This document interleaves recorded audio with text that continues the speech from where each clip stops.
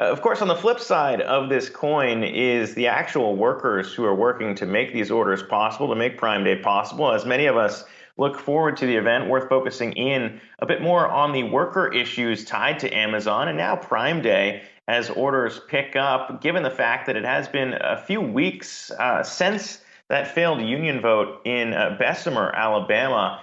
A lot of things still not solved when it comes to the issues workers raised around Amazon's employment. And for more on that, I want to bring on Adam Obernauer, Retail Wholesale and Department Store Union Director of the Retail Organizing Project. And Adam, I mean, your guys' union have been at the forefront of kind of this union battle around the issues at Amazon. Talk to me about maybe how much has still gone unsolved, or maybe if any of the efforts and kind of added efforts on Amazon's side to kind of bring attention to these issues. Has anything changed?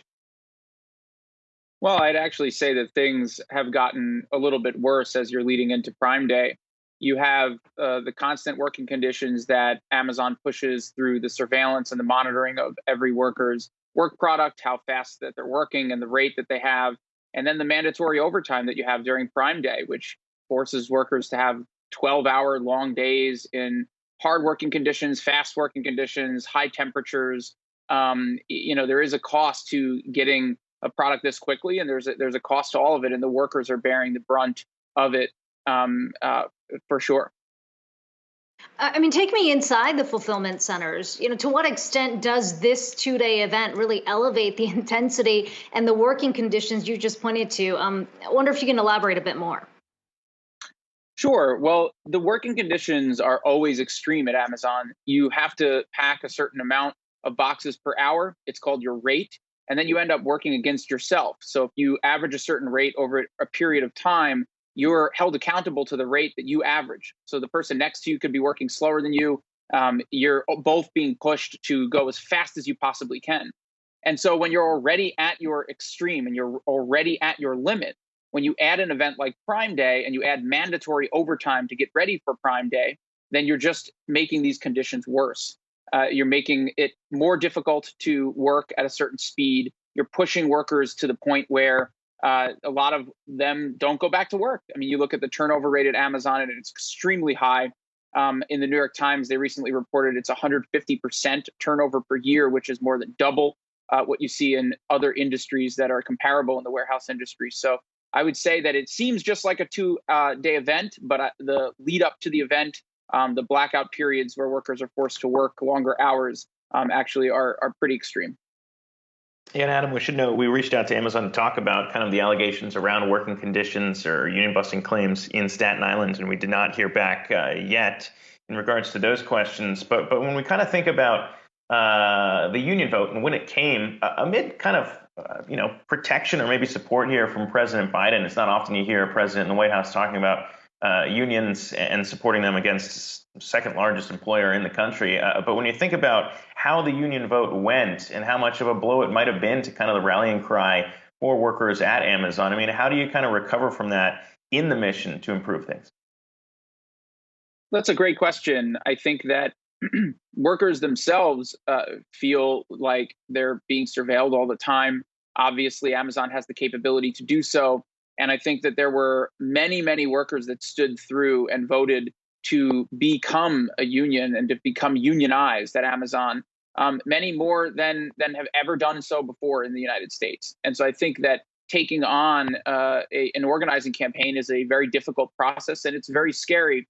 But when you're doing it at a place like Amazon, and the campaign that Amazon ran to vote against the union, being the severity that they put and how important it was to vote against the union so that they can keep productivity up, as if they're polar opposing things, I would say that the workers are still resilient and still are want to see things change. I mean, you can't work at Amazon on the day-to-day and not want to have a safer workplace, safer working conditions, and to feel safer overall at work. And so I understand the question. I think it's great, but I think that at the end of the day, I think you see Amazon workers that are rising up all around the country, not just in Bessemer, not just in Staten Island, and also all around the world. And Adam, of course, we've got founder and CEO Jeff Bezos stepping down later next month. In his last shareholder letter, this came on the back of that vote over in Alabama. He seemed to suggest that the company was thinking about the treatment of employees, essentially saying we have to do better for our employees. That was back in April. And I wonder if you've had any conversations since then. Have you seen the company shift, at least in tone? Do you get any signs here that they're willing to move on some of these critical issues? I think that a lot of it's very performative. And so what you saw during the union election was managers were appeasing workers. They were telling workers that they just need another chance. Let them fix it. They didn't realize things were so bad. And what you then see is you see this performative reaction from people like Jeff Bezos that say, well, we recognize working conditions aren't great. We'll do a safety study. But at the same time, crushing your workers' voice that are trying to voice their opinion that they want to have a union in Bessemer, they're polar opposing views, right? So it's easy to fight against your workers that are trying to take their own agency of the workplace and fight for better working conditions while they're doing it at a specific location. And then to make these broad, generic claims that you want to look into better working conditions at the same time, you were not really willing to listen to the workers that were organizing in the first place.